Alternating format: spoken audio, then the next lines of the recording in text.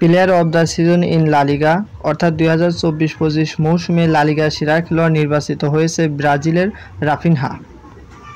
ব্রাজিলের এই forward Raphinha বার্সেলোনার হয়ে এই সিজনে টোটাল 114টি শট নিয়েছেন, যেখানে তার চান্সেস ক্রিয়েট তৈরি করেছেন 91টি এবং গোল টার্গেট ছিল 43টি এবং বিগ চান্স ছিল 26টি বিগ চান্সের মধ্যে তিনি 18টি গোল এবং 11টি অ্যাসিস্ট তিনি করেছেন। সেই সাথে তিনি শুধু লা লিগারই চ্যাম্পিয়ন নয়, তিনি এবার ইউসিএল এর সর্বোচ্চ গোলদাতা অর্থাৎ 13টি গোল করেছেন এবং সর্বোচ্চ অ্যাসিস্ট এবং 8টি অ্যাসিস্ট করেছেন, যা ইউসিএল এ এবার সিজনের সর্বোচ্চ। কিন্তু দুর্ভাগ্যবশত তিনি ইউসিএল এর সর্বোচ্চ গোল এবং সর্বোচ্চ অ্যাসিস্ট করেও ইউসিএল এর সেরা খেলোয়াড় হতে পারেননি। ইউসিএল এর সেরা খেলোয়াড় হয়েছেন ওসমান ডেম্বেলে। তার এই মৌসুমে গোল অ্যাসিস্ট বিবেচনা করলে তিনি এই মৌসুমের সেরা ব্যালন ডি'অরের দাবিদার।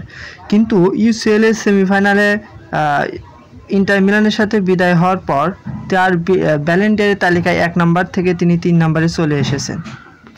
যখন বার্সেলোনা ইউসিএল এ সেমিফাইনাল পর্যন্ত যায় তখন পর্যন্তও রাফিনহা ব্যালন ডি'অরের তালিকায় 1 নম্বরে ছিল, কিন্তু যখন ইউসিএল এর সেমিফাইনালে ইন্টার মিলানের সাথে হারার পর তার ব্যালন ডি'অরের তালিকা বর্তমান 3 নম্বরে। 1 নম্বরে রয়েছে ওসমান ডেম্বেলে, 2 নম্বরে রয়েছে ইয়ামাল।